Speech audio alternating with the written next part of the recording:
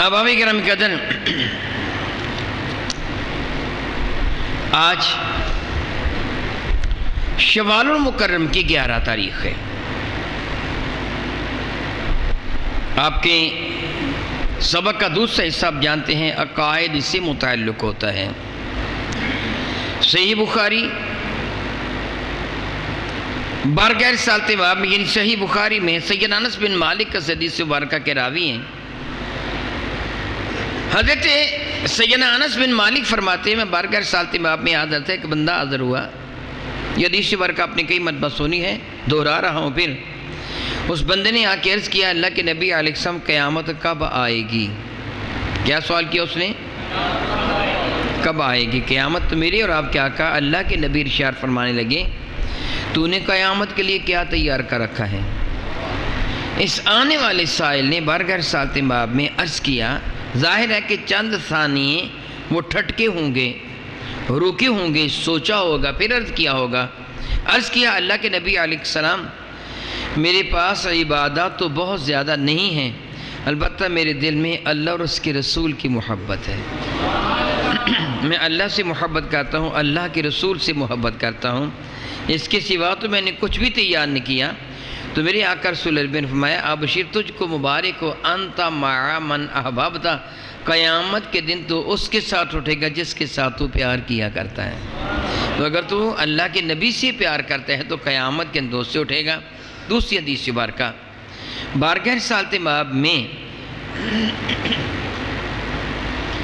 ایک شخص حاضر ہوا، اس نے عرض کیا، اللہ کے نبی علیہ السلام مجھے ارشاد فرمائیے، کچھ لوگ یا کوئی ایک کسی قوم سے محبت کرتا ہے لیکن اس قوم کو پا نہیں سکتا، یعنی دور ہے، یا تو زمانے کے اعتبار سے دور ہے، جس طرح حضور کا زمانہ اور ہمارا زمانہ۔ اس زمانے سے مراد ظاہری حیات برکہ، وگرنہ آج بھی حضور ہی کا دور ہے، انہی کا کلمہ چلتا ہے۔ صحابہ کرام کا زمانہ اور ہمارا زمانہ۔ دوسرا یہ کہ جس طرح جگہ کی دوری ہو کہ مدینہ طیبہ سے ہم دور بیٹھے ہیں، دو دوریاں ہوتی ہیں نا، تو اس آدمی نے عرض کیا، اللہ کے نبی علیہ السلام اگر وہ ان کو نہ پا سکے، دور ہو، تو میرے آقا نے فرمایا، اللہ تعالیٰ قیامت کے دن محبت کرنے والوں کو اکٹھا کر دے گا۔ اگرچہ ایک مشرق میں ہو، دوسرا مغرب میں ہو، قیامت کے دن اللہ تعالیٰ آپس میں پیار کرنے والوں کو اکٹھا کر دے گا۔ تیسری حدیث مبارکہ راوی ہیں حضرت سیدہ زاہدہ طیبہ طاہرہ، میری اور آپ کی ماں سیدہ عائشہ صدیقہ رضی اللہ تعالی عنہا۔ مفہوم حدیث سے حضور فرماتے ہیں، یہ جو ایک دوسرے کے لیے دلوں میں محبت ہے، ہم نے دیکھا بھی نہیں۔ آپ مجھے بتائیے، میں اپنے آقا رسول اللہ شفیع معظم رحمت کون و مکان کا اسم گرامی قدر کیا لوں؟ گناہ گار بندہ ہوں، ان کے نام لے کر اگلے جملے پھر ادا کروں تو کچھ حیا سا محسوس ہو رہا ہے۔ میں مطلقاً بتا کہہ رہتا ہوں، بتائیے آپ نے صحابہ کرام کی زیارت کی ہے؟ بتائیے میرے نبی کی اہل بیت اطہار کی زیارت کی ہے؟ اہل بیت مصطفیٰ کریم کی زیارت کی؟ صحابہ کی زیارت کی؟ اولیاء اللہ حضرت غوث پاک کی، داتا صاحب کی، بابا صاحب کی زیارت کی؟ بتائیے آپ کے دل میں ان کے لیے محبت ہے؟ جی کیوں ہے محبت؟ آپ نے تو ان کی زیارت بھی نہیں کی، ان کو دیکھا بھی نہیں ہے۔ محبت کا کوئی سبب ہوتا ہے نا، کوئی حسین بہت زیادہ ہے اس لیے محبت ہے، کوئی فائدہ آپ کو بہت پہنچاتا ہے اس لیے محبت ہے، کسی کا کردار بہت اعلیٰ ہے اس لیے محبت ہے، کسی کا عہدہ بہت بڑا ہے اس لیے محبت ہے۔ تو صحابہ سے کیوں محبت ہے؟ وہ تو دنیا سے تشریف لے گئے۔ میرے نبی کے اہل بیت اطہار، میرے نبی کے شہزاد حسنین کریمین سے محبت ہے۔ بلکہ آپ بتائیے، ایمان کی بات کر رہا ہوں، آپ بتائیے ان کی محبت ماں باپ کی محبت سے کم ہے کہ زیادہ ہے؟ ہم اپنے ماں باپ کی محبت کو ان کے قدموں پر قربان کر دیں گے۔ خدا نخواستہ اگر ہماری ماں یا ہمارا ابا ہمارے آقا کے شہزادوں کی شان میں گستاخی کریں گے، ہم ماں باپ کو چھوڑ دیں گے، نبی کے شان میں گستاخی کریں گے، ہم ماں باپ کو چھوڑ دیں گے، صحابہ کو، پھر اتنی محبت کیوں پیدا ہوگی؟ اور یہ حقیقت ہے، آپ محسوس کر رہے ہوں گے کہ جب ان کا نام لیا جاتا ہے، ذکر کیا جاتا ہے، تو دلوں کی کیفیت میں تبدیلی آ جاتی ہے۔ ایک عجب لطف آتا ہے، آخر یہ اتنی محبت کیوں ہے؟ اتنی محبت اپنی بیوی سے نہیں ہے، اپنی اولاد سے نہیں ہے، اپنی ماں سے نہیں ہے، ابا سے نہیں، بہن بھائیوں سے، ان سے کیوں ہے؟ سیدہ عائشہ صدیقہ رضی اللہ عنہا فرماتی ہیں میرے نبی نے فرمایا دراصل روحیں عالم دنیا میں آنے سے پہلے اکٹھی تھیں۔ کیا میں نے کہا؟ عالم دنیا میں آنے سے قبل اکٹھی تھیں، تو جو روحیں ان روحوں کے ساتھ اکٹھی تھی دنیا میں بھی ان کے لیے ان کے دل میں محبت پیدا ہو جاتی ہے۔ ایک اعتبار سے میں منبر رسول پر بیٹھا ہوں، مراد یہ ہوتی ہے کہ حضور کی سنت ہے اونچی جگہ بیٹھ کر تبلیغ کرنا، اس اعتبار سے یہ کہا جاتا ہے، وگرنہ معاذ اللہ کون ہے جو حضور کے منبر پر بیٹھے؟ عام طور پہ کہا جاتا ہے نا، وہ اس بنا پہ کہا جاتا ہے۔ تو ایسی جگہ بیٹھا ہوں جو میرے نبی کی سنت کے مطابق ہے، قسم اٹھا کے کہہ سکتا ہوں میں نے معلوم نہیں کتنی مرتبہ حدیث بارکہ پڑھی ہوگی، لیکن سرسری طور پر ایک مرتبہ میں نے یہ حدیث بارکہ پڑھی تو بہت ہی لطف آیا، بہت ہی لطف آیا۔ میں نے کہا واہ مولا تو کتنا کریم ہے، اگر میرے دل میں تیرے نبی کی اہل بیت اطہار کی محبت ہے تو معلوم کیا ہوتا ہے، میری روح ان کی خدمت میں رہی ہوگی۔ ایسے ہوگا نا، پھر ہماری روحیں ان کی خدمت میں، جو میں نے پہلے جملہ کہا نا کہ حضور کا نام لیتا ہو تو حیا محسوس ہوتا ہے، کہاں مجھ جیسا کمینہ، کہاں میرے نبی کی روح مبارکہ، وگرنہ دعویٰ تو یہ ہو سکتا ہے نا کہ ہماری روح بھی حضور کے قدموں میں رہی ہوگی، جبھی تو محبت ہے۔ تو میرے آقا نے فرمایا تھا یہ محبت کرنے والے قیامت کے دن اکٹھے ہوں گے، محبت کا ایک تقاضا ہوتا ہے۔ میرے اور آپ کے آقا رسول عربی شفیع معظم رحمت عالم سے محبت کرنے والا حضور کے سارے محبوں سے محبت کرے گا، محبوبوں سے محبت کرے گا، جن سے میرے نبی محبت فرماتے ہیں محبت کرنے والا ان سے محبت کرے گا جن سے میرے نبی محبت فرماتے ہیں۔ تو میرے نبی صلی اللہ علیہ وسلم جن سے محبت فرماتے تھے، سارے صحابہ سے محبت کرتے تھے، ساری اہل بیت اطہار سے محبت کرتے تھے، بعض سے محبت زیادہ فرماتے تھے۔ مثلا حضور کی کتنی بیٹیاں تھیں؟ 4، سب سے زیادہ محبوب بیٹی سیدہ فاطمہ۔ اسی طرح حضور اپنے سارے چچاؤں میں سب سے بڑھ کر حضرت حمزہ سے پیار کرتے تھے۔ حضور سارے چچاؤں سے پیار کرتے، حضرت ابو طالب سے بھی پیار کرتے تھے، بہت پیار کرتے تھے کہ حضرت ابو طالب نے حضور کی خاطر بہت قربانیاں دیں، بہت پیار کرتے تھے۔ حضرت عباس سے بھی بہت پیار کرتے تھے، لیکن حضرت حمزہ سے پیار میرے نبی کا جداگانہ تھا۔ تاجر اربجم شفیع معظم رحمت عالم فرمایا کرتے تھے اللہ کی قسم جبریل نے مجھے بتایا، یہ آپ فرماتے جبریل نے مجھے بتایا کہ اللہ تعالیٰ نے 7 آسمانوں میں میرے چچا حمزہ کو، حمزہ بن عبد المطلب اسد اللہ و اسد رسول ہی لکھا ہے کہ حمزہ اللہ کا بھی شیر ہے، اللہ کے رسول کا بھی شیر ہے۔ یہ 7 آسمانوں میں ان کے لیے لکھا ہوا ہے۔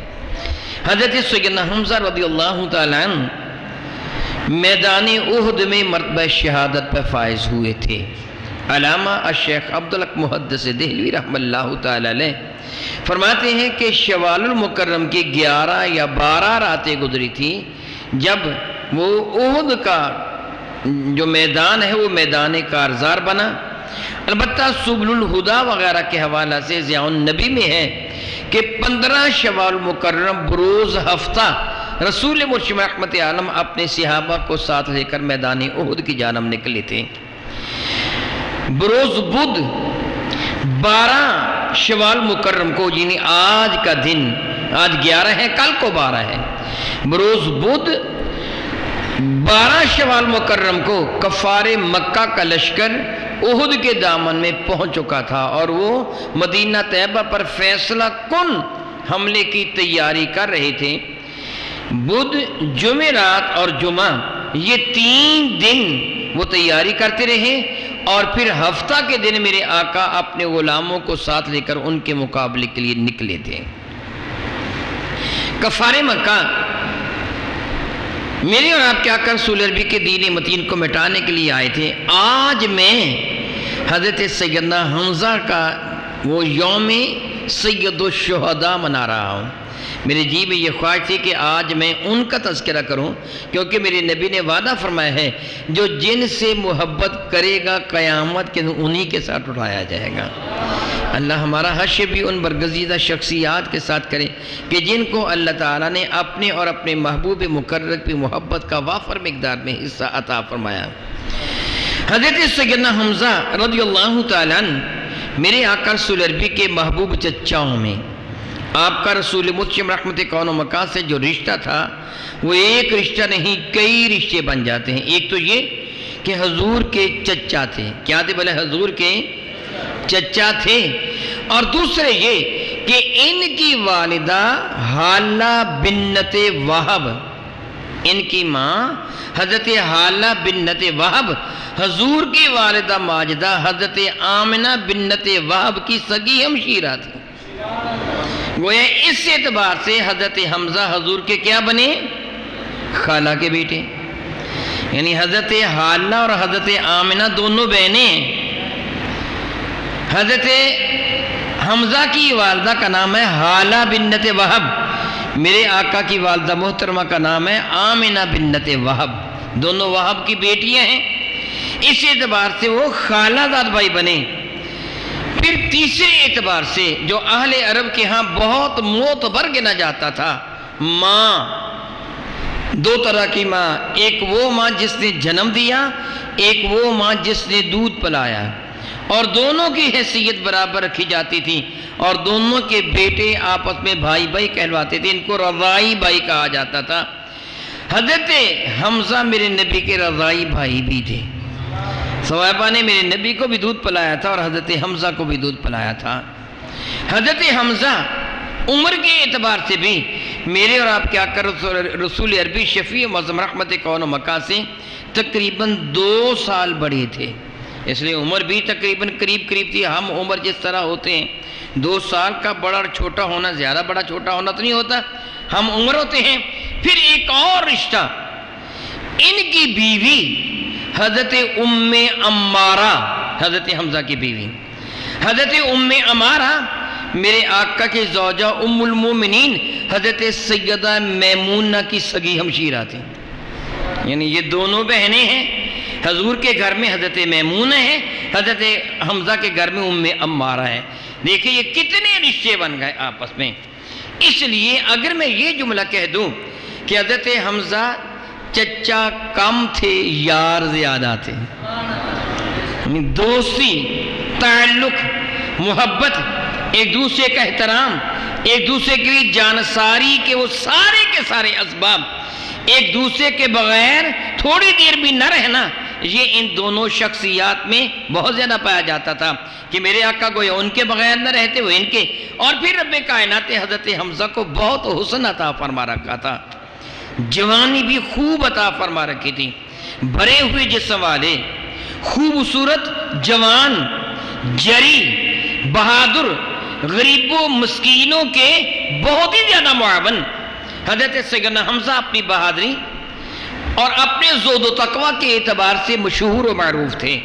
آپ کی اپنی شکارگاہ تھی، وہاں تشریف لے جاتے، شکار کر کے لاتے۔ اس زمانہ میں یہ فریجوں کا رواج تو نہیں تھا، بجلی ہی نہیں تھی، ایسا سسٹم تو نہیں تھا۔ وہاں سے جنگل سے ہرن وغیرہ، نیل گائے وغیرہ بڑے جانور شکار کر کے لاتے، بعض اوقات چھوٹے جانور پرندے وغیرہ شکار کر کے لاتے۔ اگر کوئی بڑا جانور شکار کر کے لاتے، ضرورت کا گوشت اپنے گھر میں رکھ لیتے، باقی غریبوں میں بانٹ دیتے۔ یہ آپ کی آیت مبارکہ تھی، اور آیت مبارکہ کا یہ لازمی حصہ تھا کہ حضرت حمزہ شکار کے لیے عموماً جاتے رہتے تھے، یوں کہ جس طرح روزانہ ہی چلے جائیں، عموماً شکار کے لیے چلے جاتے تھے، اور جب بھی شکار سے واپس لوٹتے تو زہد و تقوی کے اعتبار سے اتنی بلندی پر تھے کہ گھر جانے سے قبل حرم کعبہ کا طواف ضرور کرتے۔ جس طرح میرے آقا رسول عربی کی آیت کریمہ تھی، جب لمبے سفر سے، چھوٹے سفر سے نہیں، لمبے سفر سے واپس تشریف لاتے تو سیدھے مسجد میں آیا کرتے تھے، اور جب سفر پر روانگی کا ارادہ ہوتا تو آخر میں مسجد ہی سے روانہ ہوتے، یعنی اپنے کاشانہ ہے مقدس میں سے ہو کر پہلے امہات المومنین کے گھروں میں تشریف لے جاتے، سب سے آخر اپنی لاڈلی شہزادی سیدہ فاطمہ کے ہاں جلوہ فرما ہوتے، پھر ان سے پیار فرمانے کے بعد مسجد میں تشریف لے آتے، یہاں نوافل ادا کر کے سفر پر روانہ ہو جاتے، جب واپس آتے تو سیدھے مسجد میں آتے، اگر وقت ہوتا تو نفل ادا کرتے، وگرنہ صحابہ سے ملاقات ہوتی، اس کے بعد جناب سیدہ فاطمہ الزہرا کے ہاں تشریف لے جاتے، اپنی لخت جگر سے پیار فرماتے، پھر امہات المومنین میں سے جن کے ہاں چاہتے تشریف لے جاتے باری باری۔ حضرت حمزہ کی عادت تھی، یہ میرے آقا کے اعلان نبوت فرمانے کے بعد کی عادت ہے۔ حضرت حمزہ کی عادت کیا تھی؟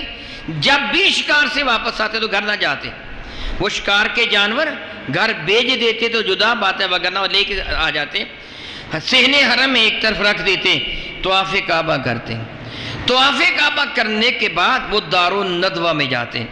دار الندوہ میں تھوڑی سی وضاحت کر دوں تاکہ میری بات کو سمجھنے میں آپ کے لیے کوئی مشکل نہ ہو۔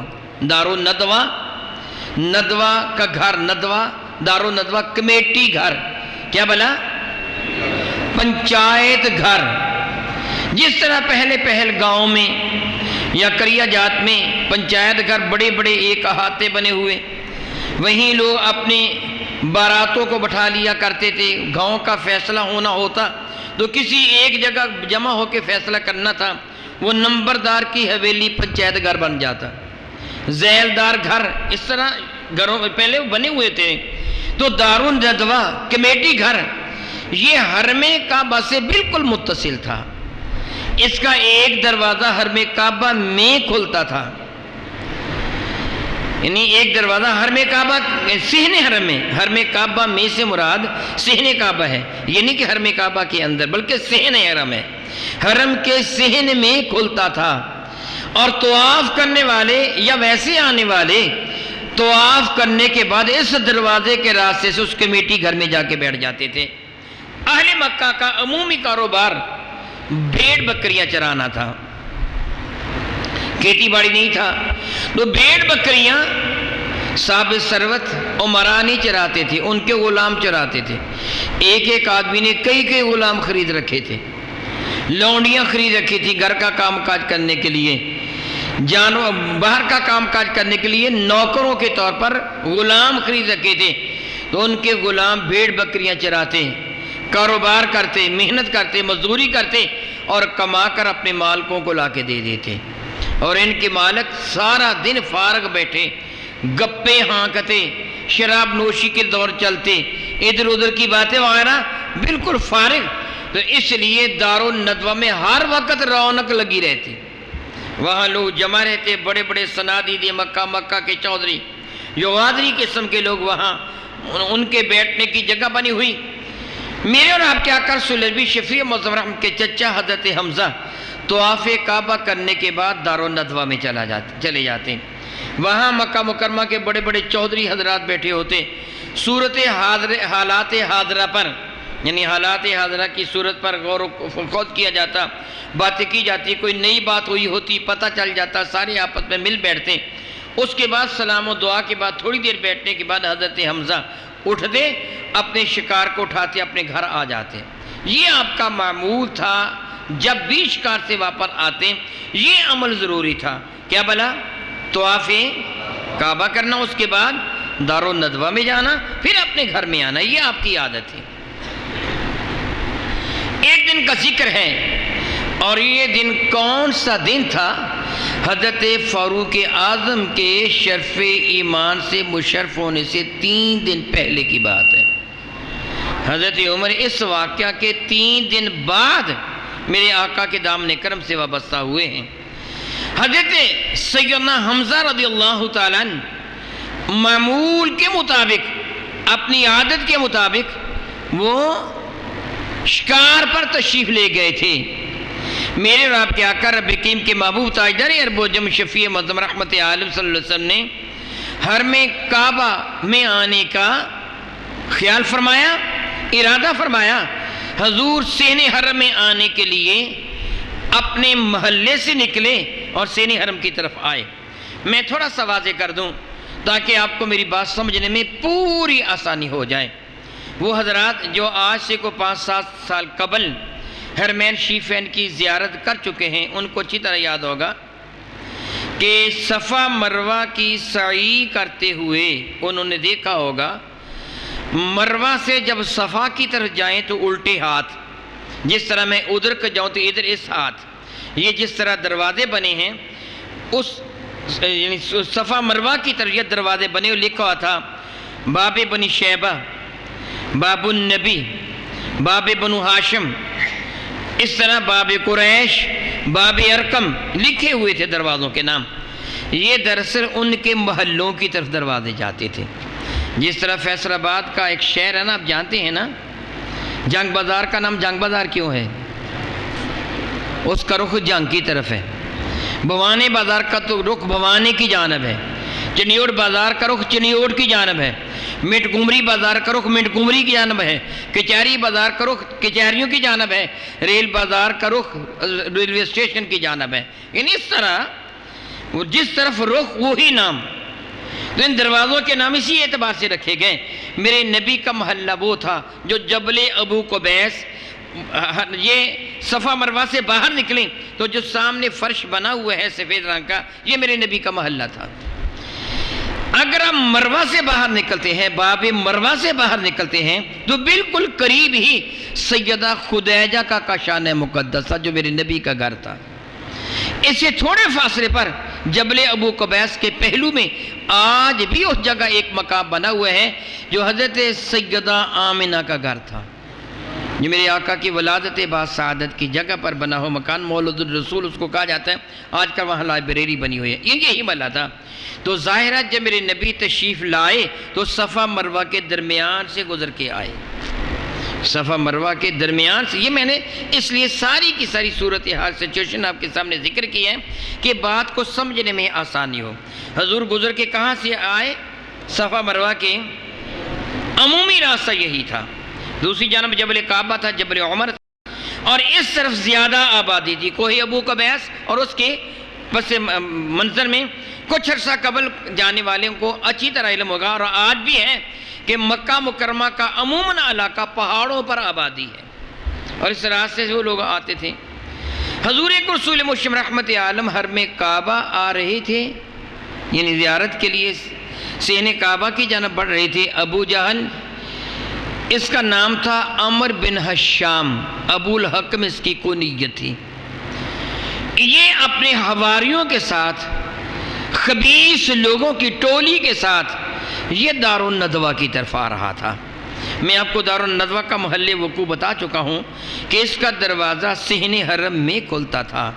اس پہ جانے والے عموماً پہلے حرم کعبہ کا طواف کر لیتے، پھر وہاں چلے جاتے۔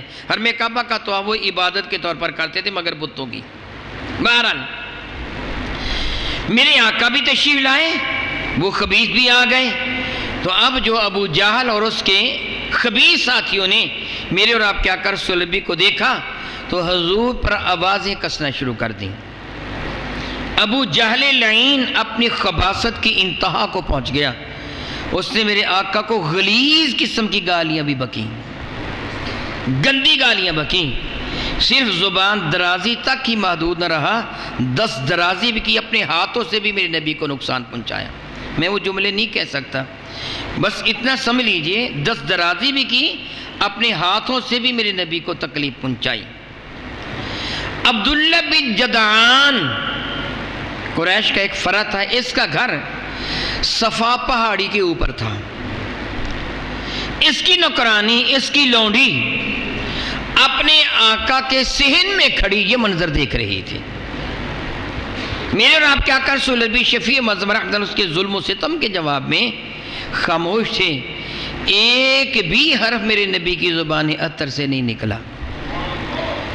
یہ خبثا میرے آقا اتنے پریشان ہوئے، بجائے اس کے معمولی پریشانی ہوتی تو پرواہ نہ تھی، اتنے پریشان ہوئے کہ اب حرم کعبہ طواف کے لیے نہیں آئے، وہیں سے واپس پلٹ گئے،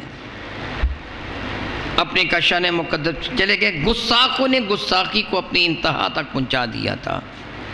حضرت ابو طالب وفات پا چکے تھے، ان کے منہ کھل گئے تھے، ان کے ہاتھ دراز ہو گئے تھے، اس لیے انہوں نے آج جی بھر کے میرے نبی کی گستاخی کی تھی ابو جہل نے۔ میرے آقا وہیں سے واپس پلٹ کے اپنے کاشان مقدس میں چلے گئے۔ حضرت حمزہ شکار کو گئے ہوئے تھے۔ اتفاق کی بات ہے آج کوئی بھی شکار ہاتھ نہ لگا۔ واپس آئے، شکاری کمان عام کمان کے مقابلے میں زیادہ مضبوط اور موٹی، کیونکہ زیادہ قوت کے ساتھ کھینچ کر فائر کرنا ہوتا ہے تیر۔ شکاری کمان ان کے پاس تھی، وہ اپنے ہاتھ میں پکڑے، اسی راستے سے صفا مروہ کے درمیان والے حصے سے، اسی راستے سے گزر کر معمول کے مطابق عادت ہی حرم کعبہ کے طواف کے لیے آنے لگے تو عبداللہ بن جدعان کی وہ نوکرانی، وہ لونڈی، وہ کنیز اب بھی اپنے گھر کے آنگن میں کھڑی شاید انہی کے انتظار کر رہی تھی۔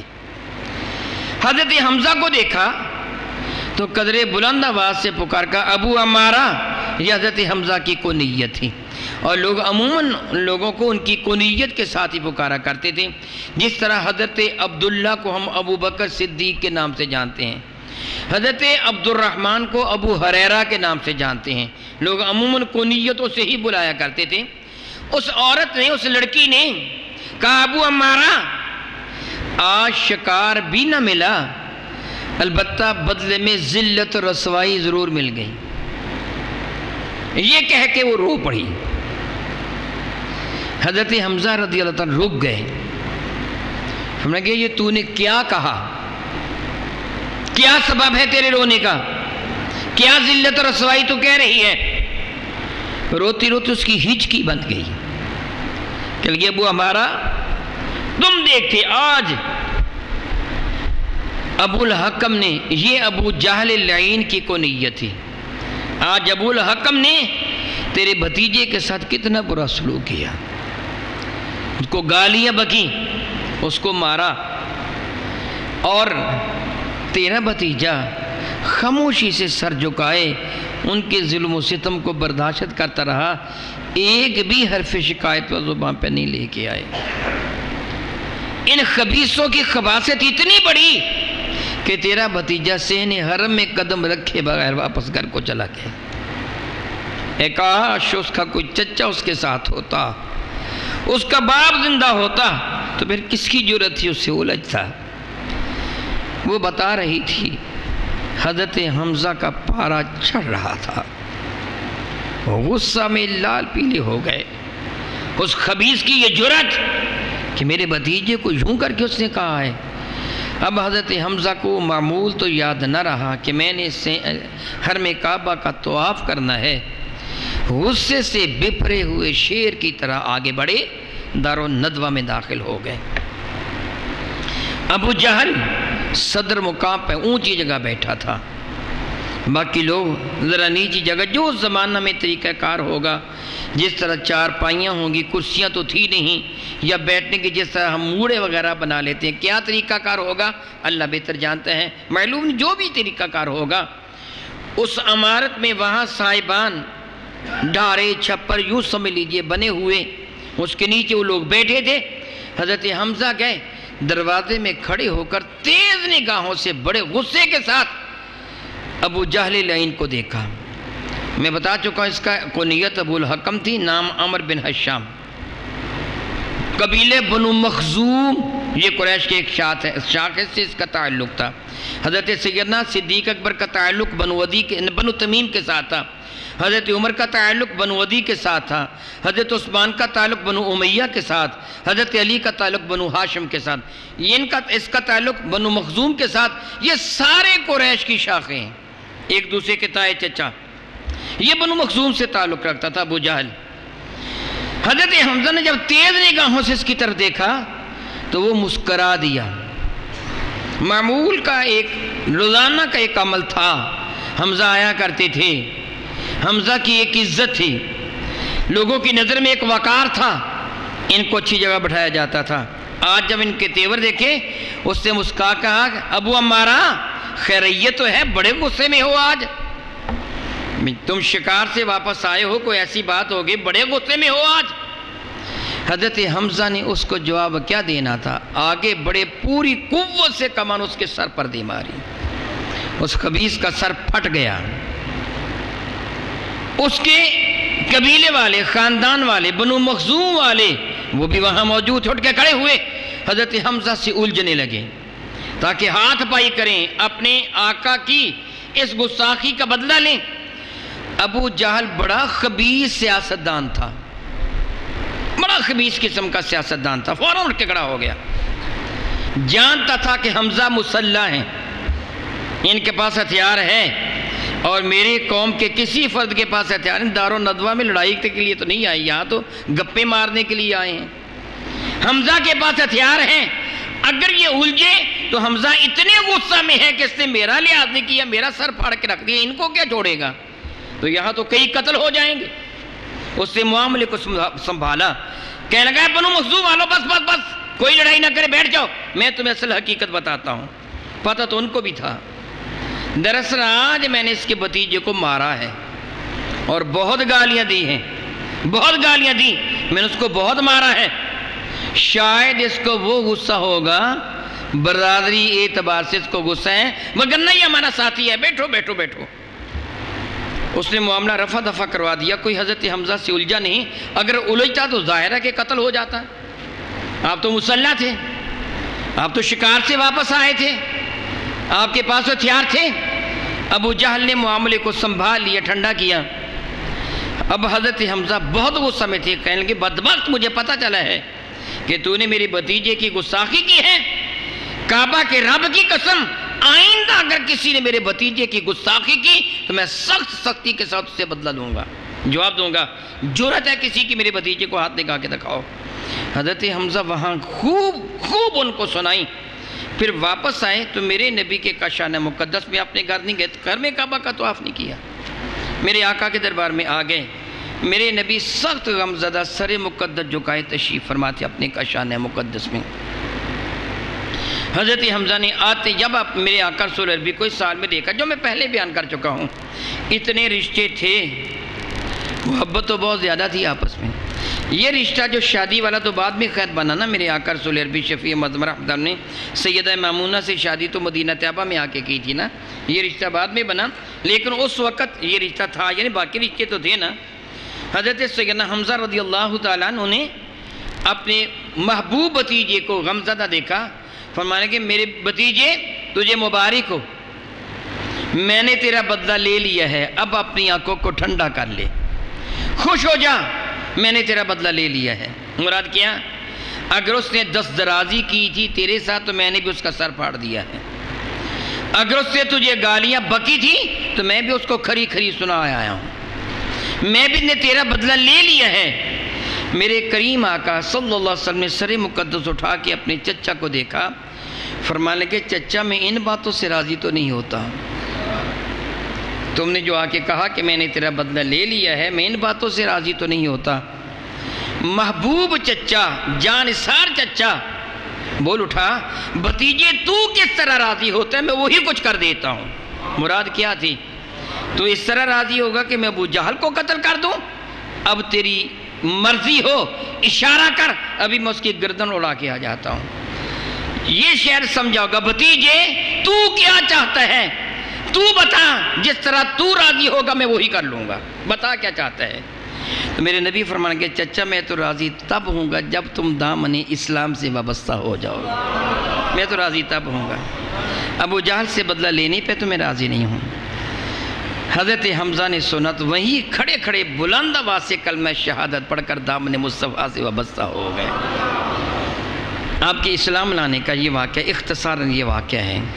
میرے نبی صلی اللہ علیہ وسلم فرمایا کرتے تھے، جس طرح میں عرض کر چکا ہوں کہ اسد اللہ و اسد رسول ہی، میرے نبی فرماتے تھے ساتوں آسمانوں پر اللہ تعالی نے میرے چچا کو اپنا اور میرا شعر لکھ دیا ہے۔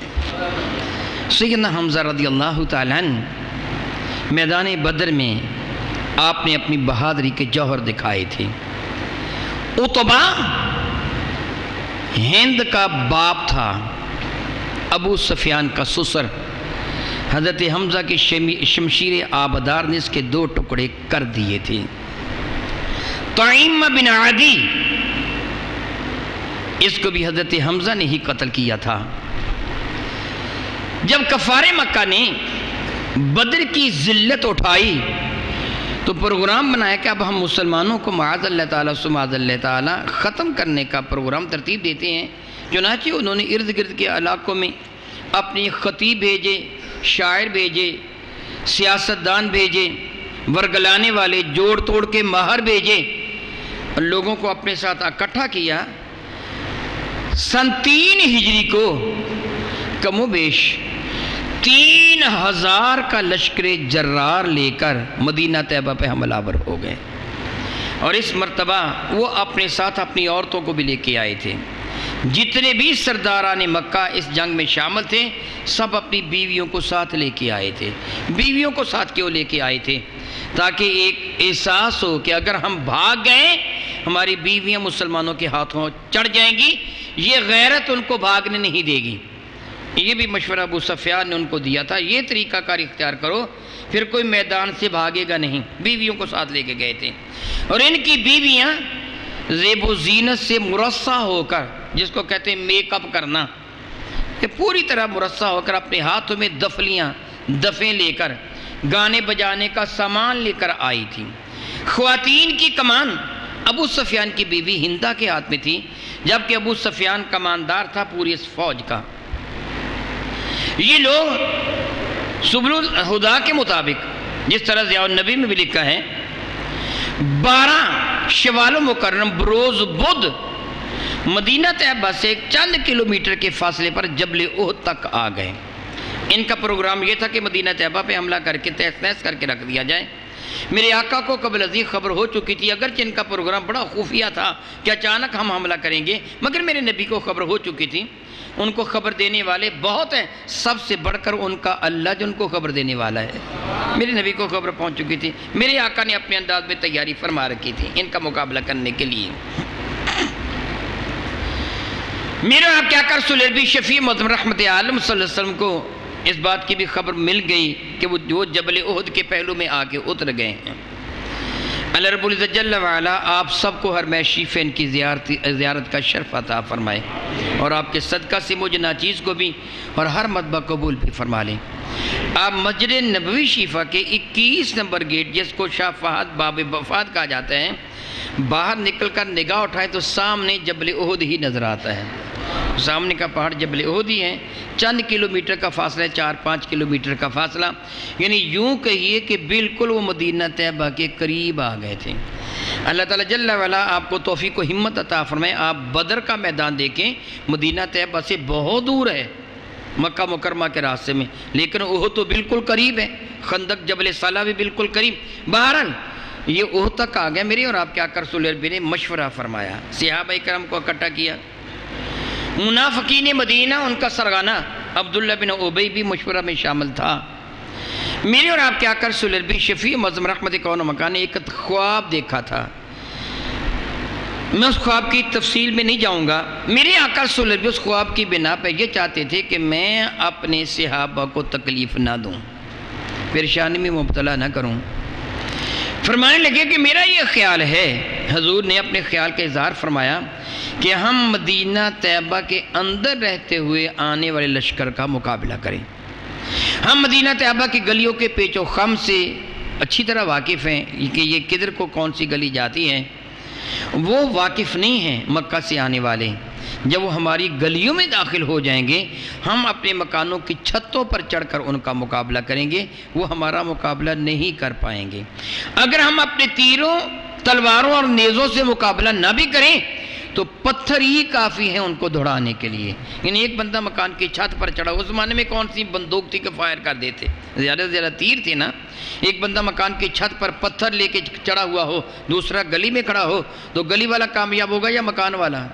میرے آقا نے یہی فرمایا کہ تم پتھروں کی بھی بارش ان پہ کرو، وہ دم دبا کے بھاگ جائیں گے۔ عبداللہ بن ابی نے بھی اسی چیز کو پسند کیا، کہنے لگا جی بالکل ٹھیک ہے، مدینہ میں رہ کر ہی مقابلہ کرنا چاہیے، باہر نہیں نکلنا چاہیے۔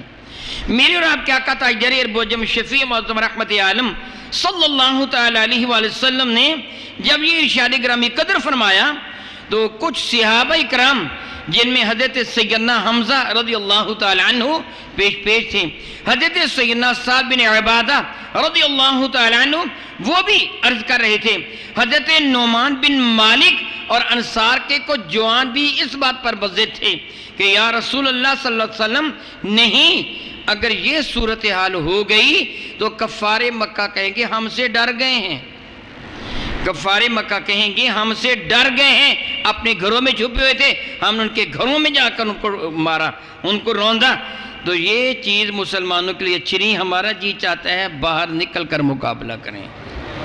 ان کے جذبات کیا تھے؟ میں صرف حضرت حمزہ کی بات عرض کرتا ہوں۔ حضرت حمزہ کا روزہ تھا، جمعے کے دن بھی روزہ تھا اور ہفتے کے دن بھی روزہ، جس دن جنگ کی اس دن بھی روزہ تھا۔ جب حضرت حمزہ نے جنگ کی، میں نے پڑھا اس دن بھی ان کا روزہ تھا، جمعے کے دن بھی ان کا روزہ تھا۔ حضرت سیدنا حمزہ رضی اللہ تعالیٰ نے کھڑی ہو کے عرض کیا یا رسول اللہ علیہ السلام والذی انزل علیک الکتاب، مجھے قسم اس رب کائنات کی جس اللہ نے آپ پر کتاب نازل کی ہے، لا اطعم اليوم طعاما حتی اجالدہم بسیفی خارج المدینہ، یا رسول اللہ مجھ کو اللہ کی قسم جس نے آپ پر کتاب کو نازل کی ہے، آج میں اس وقت تک رات کا کھانا نہیں کھاؤں گا جب تک میں باہر جا کر ان کافروں سے جنگ نہیں کر لیتا اپنی تلوار کے ساتھ۔ میرے آقا رسول اللہ نے اس قسم کے جذبات کو دیکھا تو فرمانے لگا چلو ٹھیک ہے، ہم باہر نکل کر لڑائی کریں گے۔ فیصلہ ہو گیا۔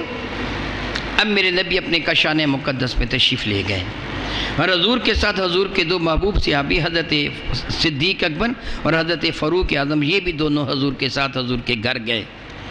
میرے آقا نے اپنا لباس تبدیل فرمایا اور ان دونوں نے حضور کو ہتھیار پہنائے، سر پر خود، ڈبل زرہ بدن انور پر، کلائی بند، اس کے بعد پھر ہتھیار سجائے، تلوار حمائل کر دی، ترکش پسے پشت باندھ دیا، نیزہ دست مقدس میں میرے نبی نے تھام لیا، ڈھال کو ایک طرف لٹکا لیا گیا، کمان دوسرے دست مقدس میں، پٹکا آپ کی کمر کو بندھا ہوا تھا۔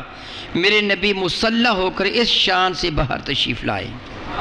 میرے آقا رسول عربی شفیع معظم رحمت کون و مکان کے تیاری کے دوران ہی جو انصاری مدینہ باہر بیٹھے ہوئے تھے، ان کے پاس حضرت سیدنا سعید بن معاذ رضی اللہ تعالیٰ عنہ اور حضرت سیدنا اسید بن حضیر رضی اللہ تعالیٰ عنہ، یہ دونوں آ گئے۔ دونوں نے آ کر انصار صحابہ نوجوانوں کو سمجھا یہ تم نے کیا کیا، یہ تم نے بے وقوفی کی ہے، خبردار اللہ کے نبی کو مشورہ نہ دو، ان کا حکم مانو، مشورہ نہ دو، تم جانتے نہیں کہ ان پر وحی نازل ہوتی ہے، یہ تو ان کی شان کریمی ہے، تم سے مشورہ پوچھ لیتے ہیں، مانگ لیتے ہیں، وگرنہ ان کو مشورہ نہ دو، ان کا حکم مانو، حضور نے جو فرمایا وہ کرو، اپنی طرف سے مشورہ نہ دیا کرو۔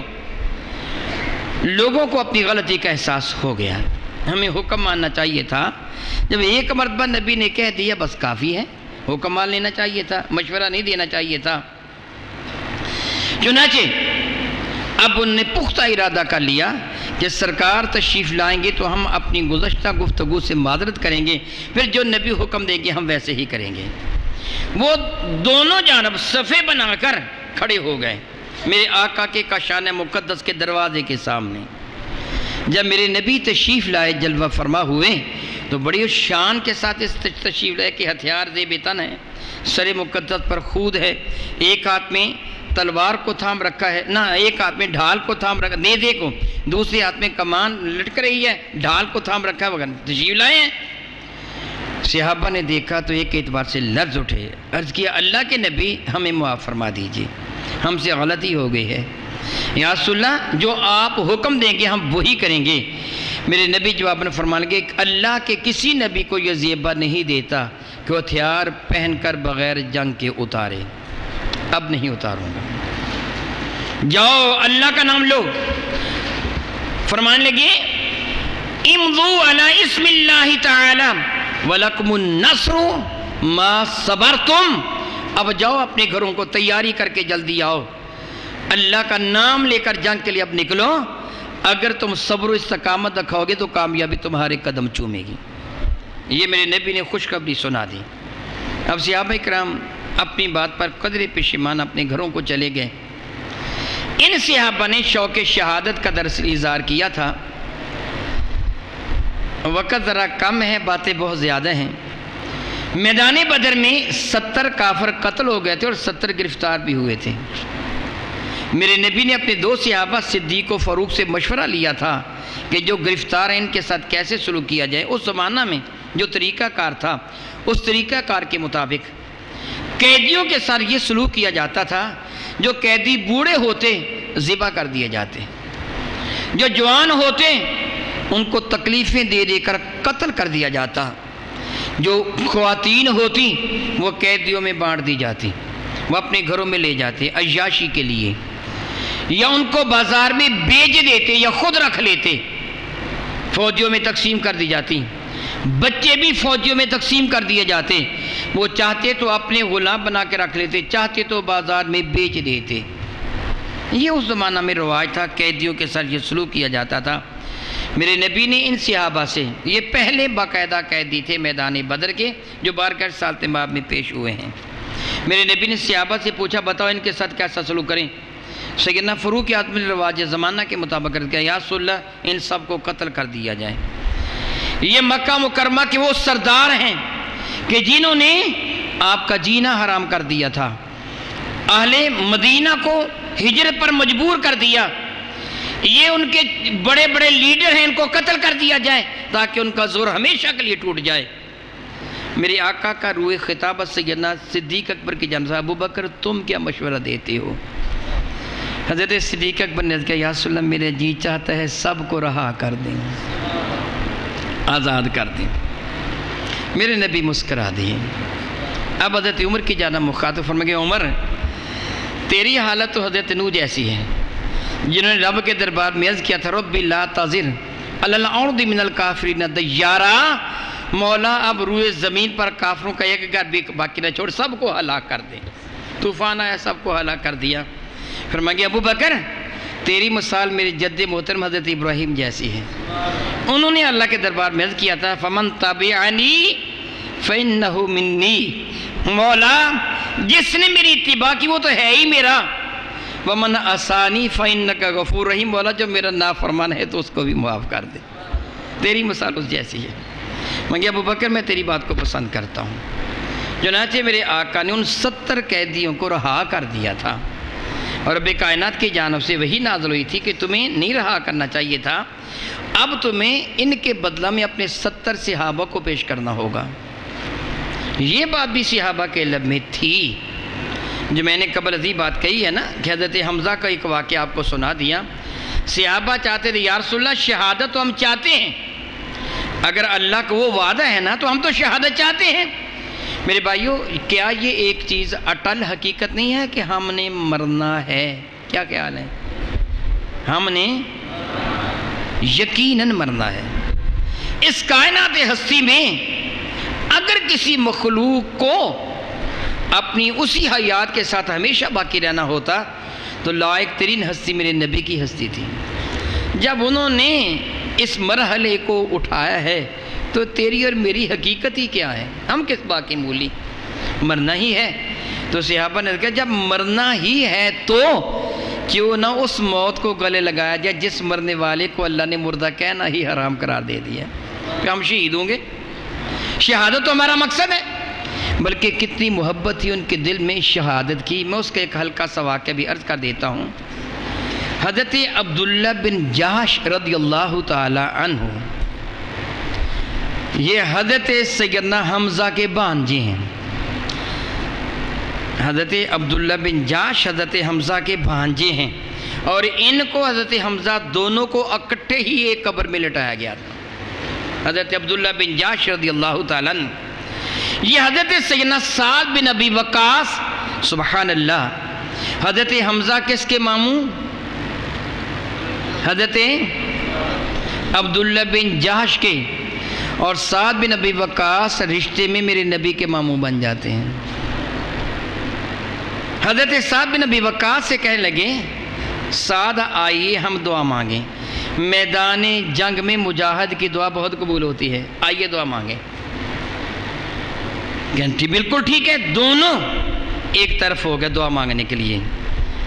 حضرت سعد بن ابی وقاص کو عبداللہ بن جحش کہنے لگے پہلے آپ دعا مانگے، آپ بڑے ہیں، میں بعد میں دعا مانگوں گا۔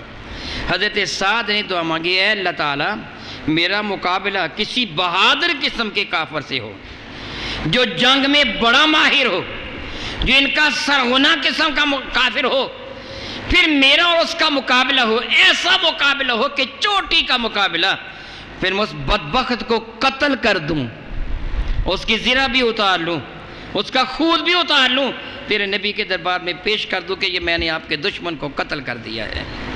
حضرت عبداللہ بن جحش نے آمین کہا، پھر کہہ رہے کہ اب آپ ہاتھ اٹھائیں، میں دعا مانگتا ہوں۔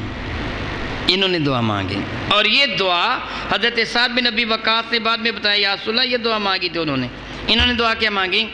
اے اللہ، میرا مقابلہ ایک سخت قسم کے کافر سے کرنا، جو جنگ کا بڑا ماہر ہو، میری اس کی لڑائی ہو، ہم ایک دوسرے کو زخمی کریں، پھر وہ مجھے قتل کر دیں، قتل کرنے کے بعد میری ناک بھی کاٹ لے، میرے کان بھی کاٹ لے، میری آنکھیں بھی نکال لے، میرے ہاتھ بھی کاٹ دے، میرے پاؤں بھی کاٹ دے، میرے جسم کا ٹکڑا ٹکڑا کر دے۔ اے اللہ، پھر قیامت کے دن جب میں تیرے دربار میں پیش ہوں تو تم مجھ سے پوچھی، عبداللہ تیرا ناک کیوں کٹا، تیرے کان کیوں کٹے، تیری آنکھیں کیوں نکلی، تیرے ہاتھ کیوں کٹے، تیرے پاؤں کیوں کٹے؟ تو میں کہوں مولا تیری راہ میں، تیری نبی کی رضا میں نے اپنا سب کچھ قربان کر دیا، پھر میرا رب مجھ سے راضی ہو جائے۔ انہوں نے آمین کہہ دیا۔ فرماتے ہیں اللہ کی قسم، حضرت سعد بن ابی وقاص فرماتے ہیں اللہ کی قسم، میری دعا سے عبداللہ بن جحش کی دعا بہت اعلیٰ تھی۔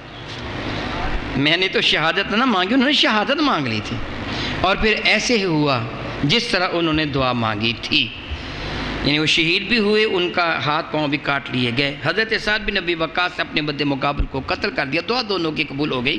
میں نے یہ واقعہ صرف اس لیے آپ کو سنایا ہے کہ ان کے دلوں میں ذوق شہادت کتنا زیادہ تھا۔ صحابہ شہادت کے ذوق کے ساتھ میدان احد میں تشریف لائے تھے، آ کے بیٹھے تھے۔ میرے اور آپ کے آقا رسول مرشد رحمت کون وقع علیہ طیّۃ ثنا کے غلاموں نے، ایک تو یہ ہوا تھا، دوسرا یہ ہو گیا، میدان احد میں تشریف لائے میرے نبی۔ میرے اور آپ کے آقا رسول اللہ بھی جب صحابہ کرام کے ساتھ میدان میں تشریف لائے ہیں نا، تو آپ نے میدان کی جو صورتحال تھی، سچویشن تھی، اس کو ایک نظر ملاحظہ فرمایا۔ جدھر مسلمان بیٹھے تھے کافروں کے سامنے، ان کے عقب میں بلکہ پہلو میں جبل احد تھا، ایک طرف ایک پہاڑی تھی جس کو جبل العینین کہتے تھے۔ یہ پہاڑی تھی، دونوں کے درمیان آج کل اس کو جبل رما کہتے ہیں، پہلے اس کو جبل عینین کہتے تھے، آج کل اس کو جبل رمات کہتے ہیں۔ یہ تیر اندازوں کی پہاڑی، یہ اور جبل احد دونوں قریب قریب تھے۔ آج کل تو بہت فاصلہ ہے درمیان میں، یعنی وہ سڑکیں بنانے کے لیے پہاڑ کو توڑ دیا گیا ہے، چھوٹا بن گیا ہے۔ اس وقت یہ قریب قریب تھے، درمیان میں ایک درہ تھا، راستہ تھا جس راستے سے لوگ گزر کر آ سکتے تھے۔ میرے اور آپ کے آقا رسول اللہ نے جنگی حکمت عملی کے طور پر حضرت سیدنا عبداللہ بن جبیر، زبیر نہیں جبیر جیم کے ساتھ، حضرت عبداللہ بن جبیر کی زیر قیادت 50 تیر انداز صحابہ کو حکم دیا، تم پہاڑی کی چوٹی پہ کھڑے ہو جاؤ، ہمارے عقب میں، پچھواڑے میں، اگر کافر ادھر سے حملہ کریں تو تم ان کو روکو گے۔ چنانچہ حضرت عبداللہ بن جبیر کی زیر قیادت 50 تیر اندازوں کا دستہ اس پہاڑی پر متعین ہو گیا۔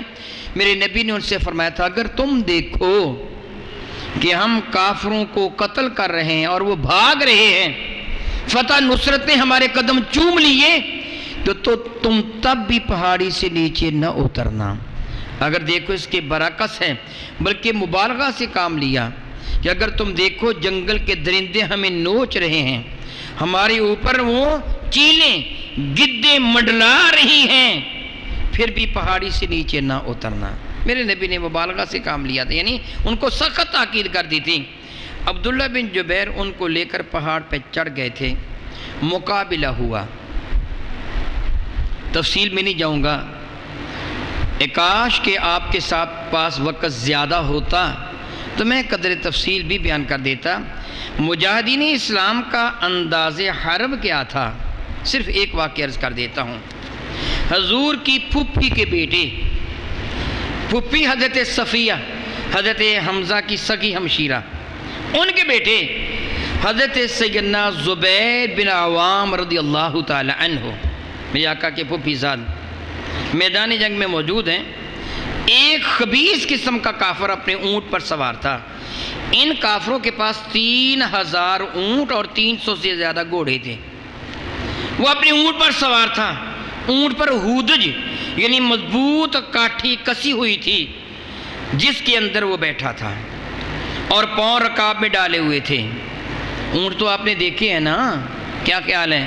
درمیان میں کوہان ہوتے ہیں، دونوں طرف ڈھلوان ہوتی ہے۔ درمیان میں کوہان ہے، دونوں جانب ڈھلوان ہے۔ جب وہ کجاوا کسا جاتا تو کوہان درمیان میں آ جاتی، اس پر ہماری کسی جاتی تھی، اور اونٹ پر سوار ہونے والا اس کے اندر بیٹھ جاتا تھا۔ گویا وہ بہت محفوظ ہوتا، گرتا نہ۔ اس کے آگے پیچھے لکڑی کی رکاوٹ ہوتی، دائیں بائیں پاؤں رکھنے کے لیے جگہ ہوتی۔ وہ بڑے سکون سے بیٹھتا، اونٹ دوڑے بھاگے کچھ بھی کرے وہ نہیں گرتا۔ لیکن اگر خالی ننگے اونٹ پر سوار ہوگا تو کہاں بیٹھے گا؟ ڈلوان پر۔ ایسے ہوگا نا، پھر اونٹ کی کوہان کے بالوں کو پکڑ کے بیٹھے گا، بصورت نہیں کہ نیچے گر جائے گا۔ جو ڈلوان جو ہوتی ہے، اب بات کو سمجھیے۔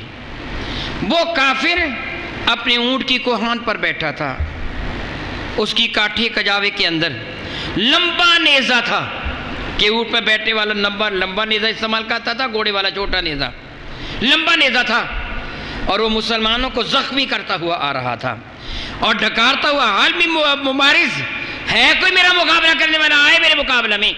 بھلا اس کے مقابلہ میں کون جاتا؟ وہ اونٹ پر بیٹھا ہے، یہ نیچے پیدل، اس کی تلوار اسے کیا کرے گی؟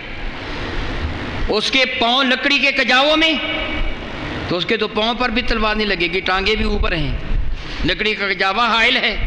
نیزہ کیسے مارے گا؟ اس سے پہلے کہ اس کو نیزہ مارے اوپر سے مار دے گا۔ کوئی مقابلہ کرنے سے گریز کر رہا تھا، وہ مسلمانوں کو زخمی کر رہا تھا۔ حضرت سیدنا زبیر بن عوام نے اس بدبخت کو یوں ڈکارتے ہوئے، شور مچاتے ہوئے، غرور تکبر کا مجسمہ بنے ہوئے مسلمانوں کو زخمی کرتے ہوئے دیکھا تو آپ سے نہ رہا گیا، دوڑ پڑے، اونٹ کے پچھواڑے میں آ گئے۔ اندازہ کیجئے ان کی بازی کا، چھلانگ لگا کر اونٹ پر چڑھ گئے۔ اونٹ کتنا اونچا ہوتا ہے آپ اچھی طرح جانتے ہیں، اور اللہ نے ان کو کتنی قوت عطا فرما دی۔ چھلانگ لگا کے اونٹ پر چڑھ گئے۔ میرے نبی فرماتے کہ اللہ کی قسم اگر آج زبیر اس کا مقابلہ نہ کرتے تو میں مصطفیٰ خود اس کا مقابلہ کرتا۔ صحابہ کرام کو وہ نقصان پہنچا رہا تھا۔ حضرت زبیر بن عوام چھلانگ لگا کر اونٹ پر چڑھ گئے۔ ظاہر ہے بیٹھے پھر کس جگہ ہوں گے؟ ڈلوان پر، جو اونٹ کا پچھلا حصہ ڈلوان والا ہے وہاں بیٹھے، اور یہ خبیث کہا تھا اونٹ کے کجاوے میں بیٹھا تھا، جاتے ہی اسے پکڑ لیا، چھلانگ لگا، خالی ہاتھ ہیں، چھلانگ لگا کے اونٹ پر چڑھ گئے، جاتے ہی پکڑ لیا۔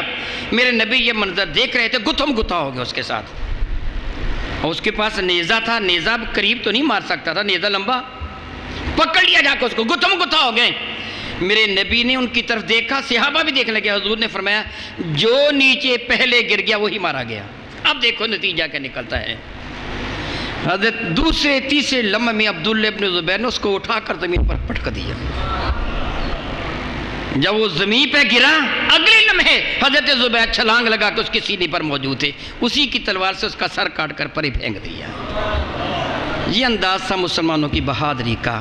سارے مسلمان ایک دوسرے سے بڑھ کر بہادری کی جوہر دکھا رہے تھے۔ ابو دجانہ کے ہاتھ میں میرے نبی کی تلوار تھی، حضرت حمزہ کے ہاتھوں میں 2 تلواریں تھیں، یکے بعد دیگرے۔ کفار کا سب سے پہلا علم بردار جو تھا وہ طلحہ بن ابی طلحہ تھا، اس کو حضرت علی نے قتل کر دیا۔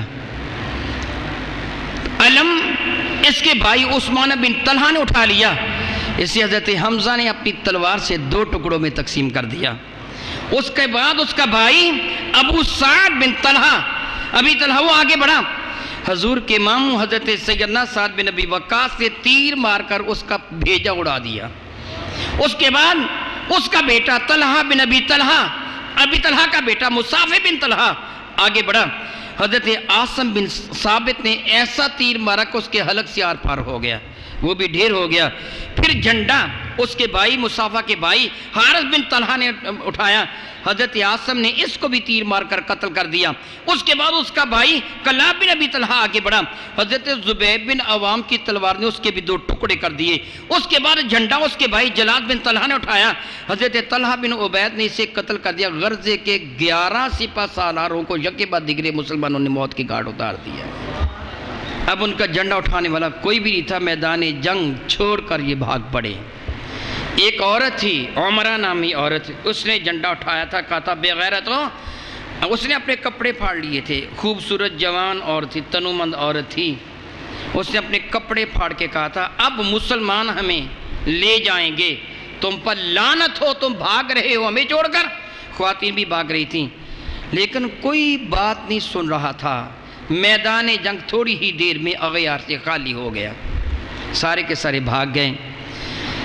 آپ کا مقررہ وقت مکمل ہو چکا ہے، لیکن حضرت حمزہ کی وہ شہادت کا واقعہ ابھی باقی ہے۔ آپ بتائیں کہ میں دعا مانگ کے چھٹی کر لوں یا جی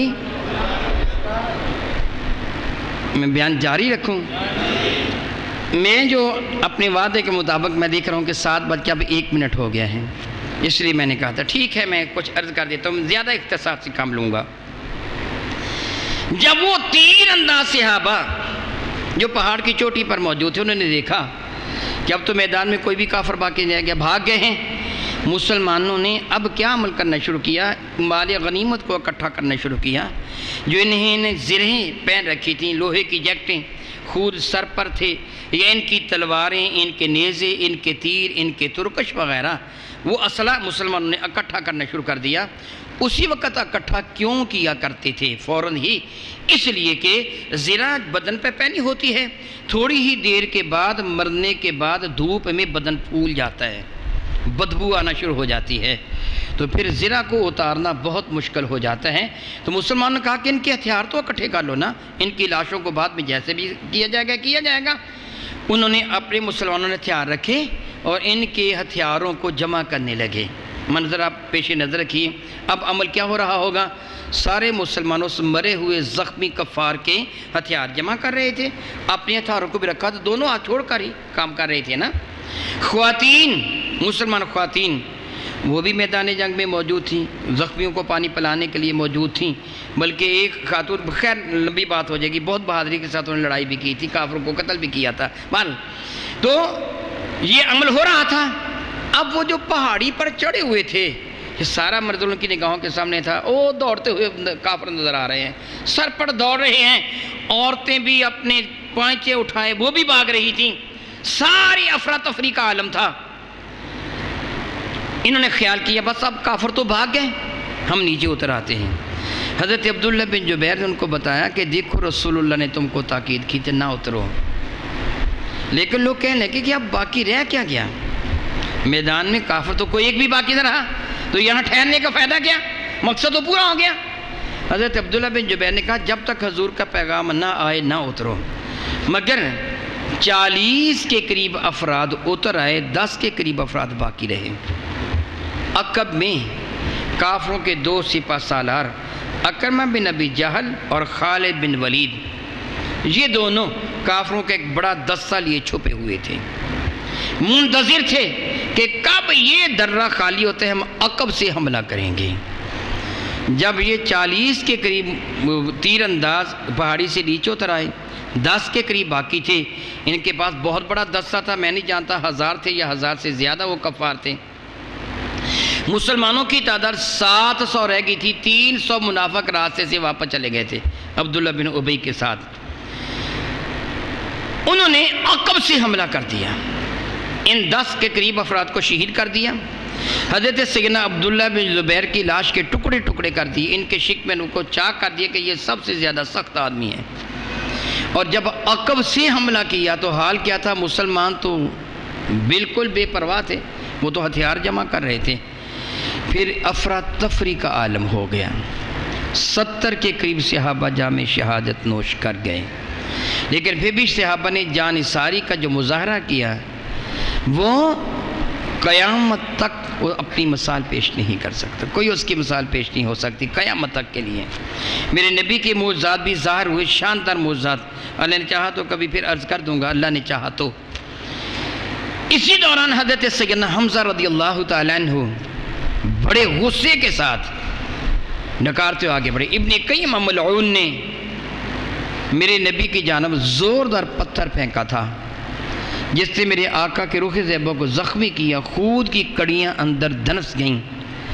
میرے نبی چکرا کر ایک گھڑے میں گر گئے تھے۔ یہ گھڑا ابو عامر راہب نے، خبیث نے، فاسق نے، ابو عامر فاسق نے کھدوایا تھا۔ وہ کون تھا بات کروں گا، وقت خام خواہ زیادہ ہو جائے گا، اصل موضوع رہ جائے گا۔ یہ خبیث انسان تھا، انصار قبیلے سے تعلق رکھتا تھا۔ میرے نبی گھڑے کے اندر تشریف لے گئے۔ حضرت سیدنا ابو طلحہ رضی اللہ تعالیٰ پہلے گھڑے کے اندر تھے۔ 80 کے قریب زخم ان کے جسم نازنین پہ لگے ہوئے تھے، اور وہ مرغ بسمل کی طرح، جس طرح کسی مرغ کو ذبح کر کے پھینک دے وہ تڑپتا ہے، حضرت سیدنا ابو طلحہ اندر تڑپ رہے تھے۔ عشرہ مبشرہ میں سے حضرت سیدنا طلحہ۔ میرے نبی جب گھڑے کے اندر تشریف لے گئے، ان کی نظر پڑ گئی۔ حضور گھڑے سے باہر نکلنا چاہتے تھے مگر نہ نکل سکے۔ ابن قیم ملعون نے حضور کے صحابی حضرت مصعب بن عمیر کو شہید کر دیا تھا تلوار مار کر، اور اس نے سمجھا تھا میں نے رسول اللہ کو شہید کر دیا۔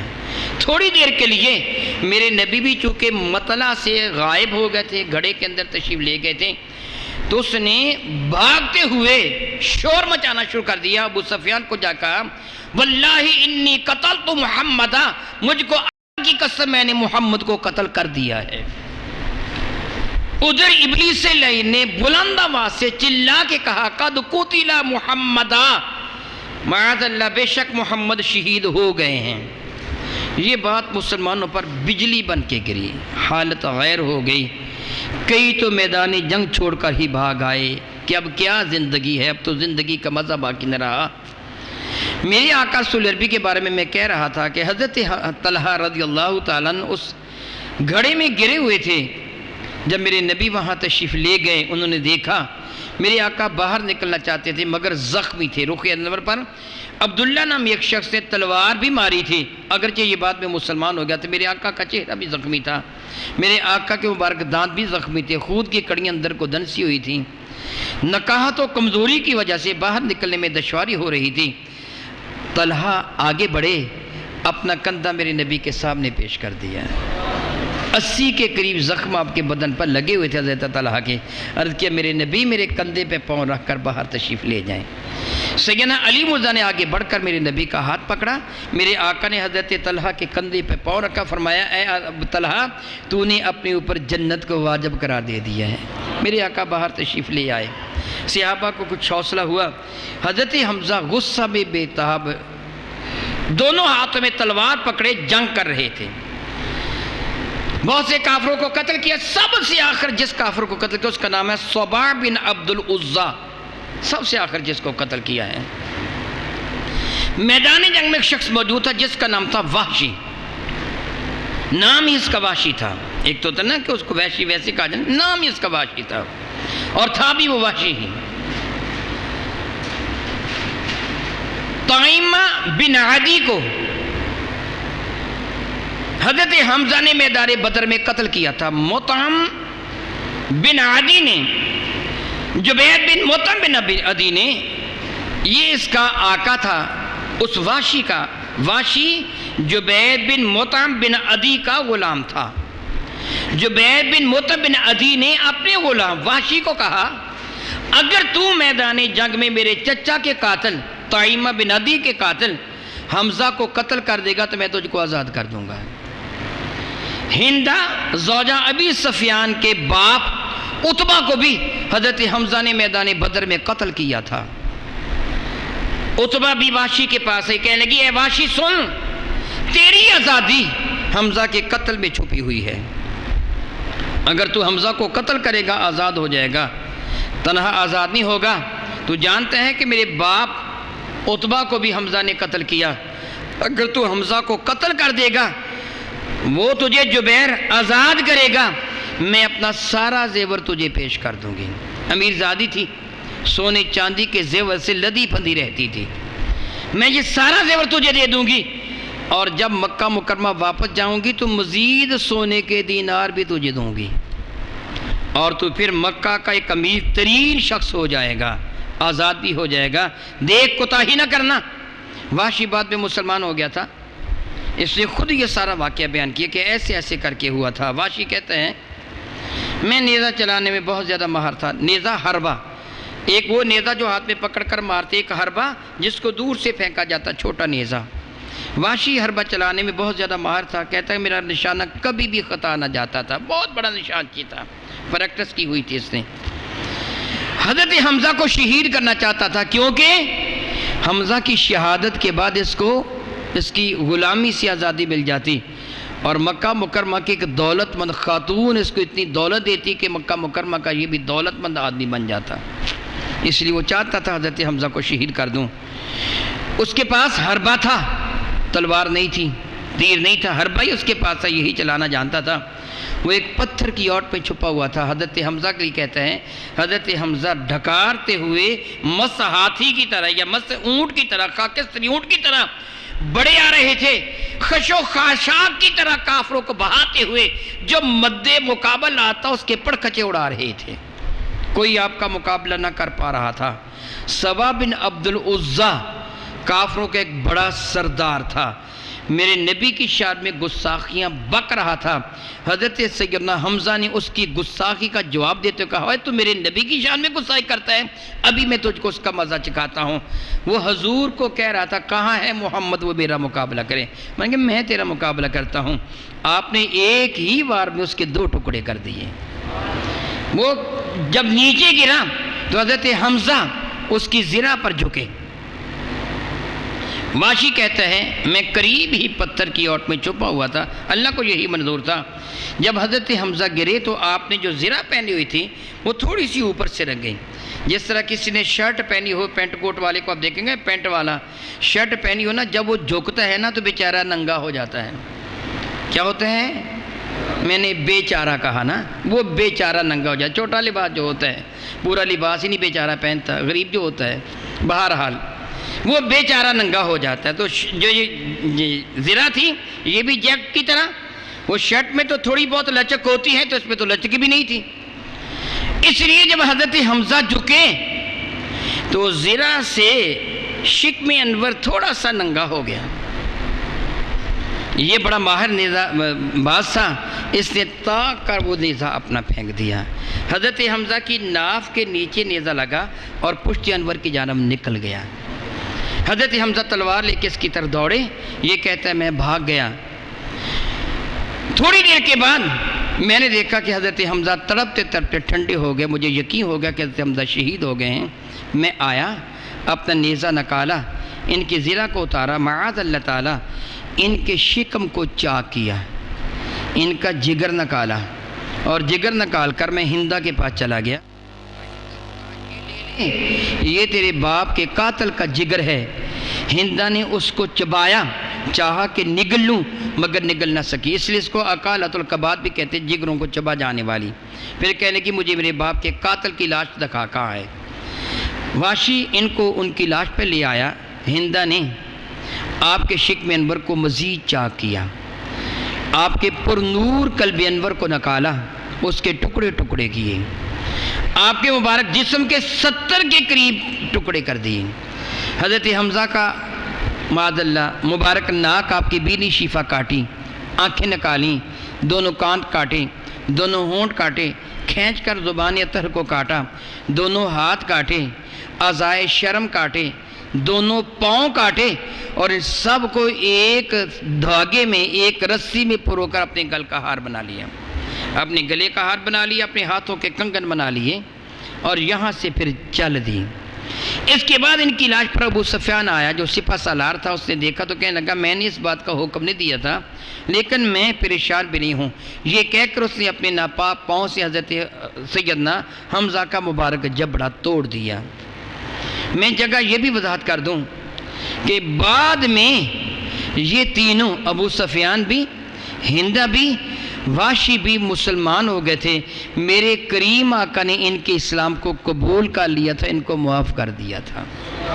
پھر اسی وحشی نے مدعی نبوت جھوٹا خبیث مسلمہ کذاب، اسی وحشی نے اسی حربے سے مسلمہ کذاب کو قتل کیا تھا اور کہا کرتا تھا زمانہ کفر میں میں نے بہترین انسان سید الشہداء کو شہید کیا، زمانہ کفر میں اور زمانہ اسلام میں بدترین انسان مسلمہ کذاب کو بھی میں نے ہی قتل کیا، شاید میرا یہ مدعویٰ ہو جائے۔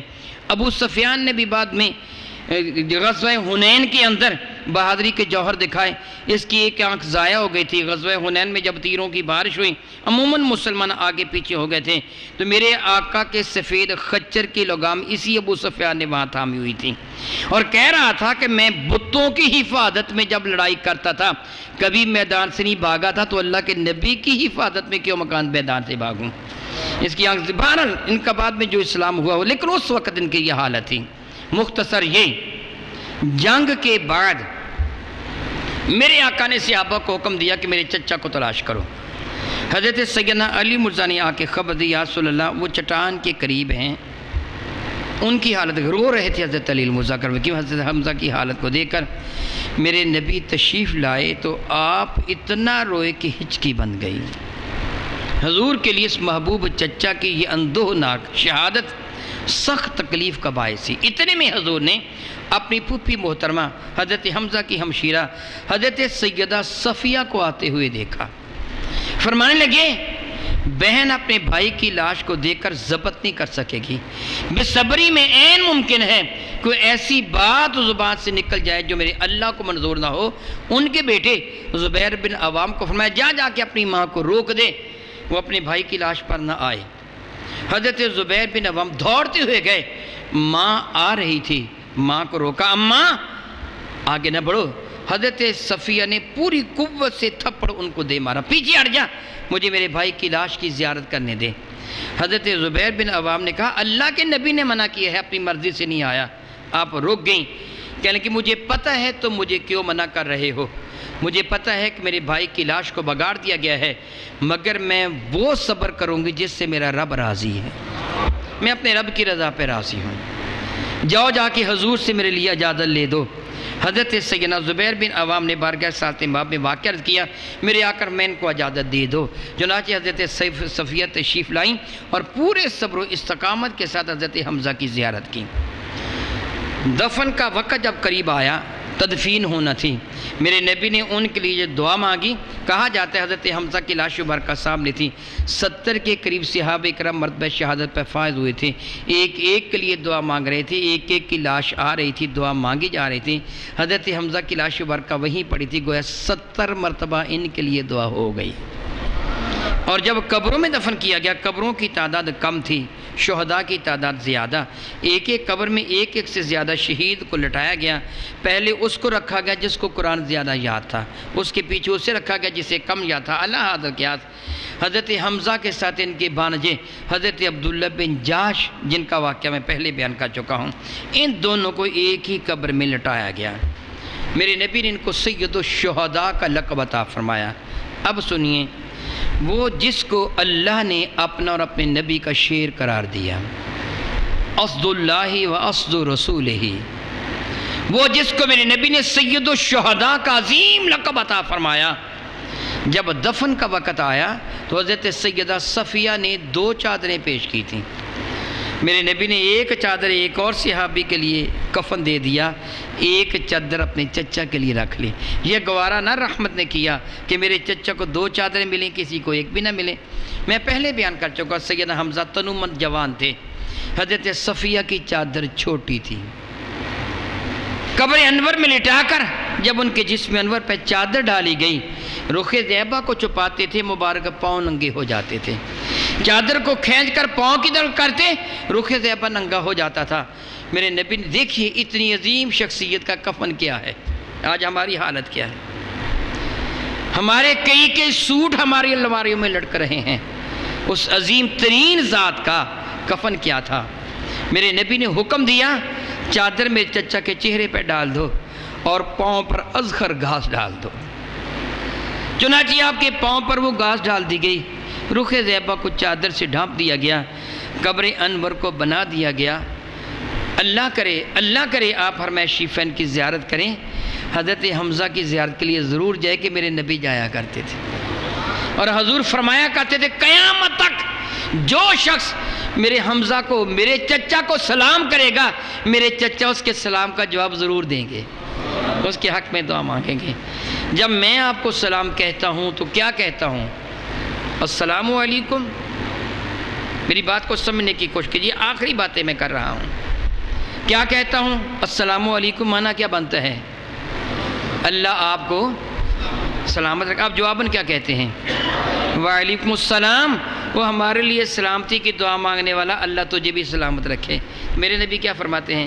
قیامت تک میرے چچا سلام کرنے والے کے سلام کا جواب دیں گے۔ تو جب میدان احد میں جا کر ان کو سلام کہے گا، میرے نبی کے محبوب چچا کہہ دے اور جا تو بھی سلامت رہ، بیڑا پار ہو گیا۔ اس لیے میں نے کہا ہے کہ کبھی ایسے نہ ہو کہ آپ مدینہ طیبہ حاضری دیں پھر حضرت حمزہ کے مزار مقدس پر نہ جائیں، کبھی ایسے نہیں ہونا چاہیے۔ جتنی مرتبہ ممکن ہو جائیں، میرے نبی کی سنت ہے، میرے آقا تشریف لے جایا کر، ان کو سلام کہا کرتے تھے۔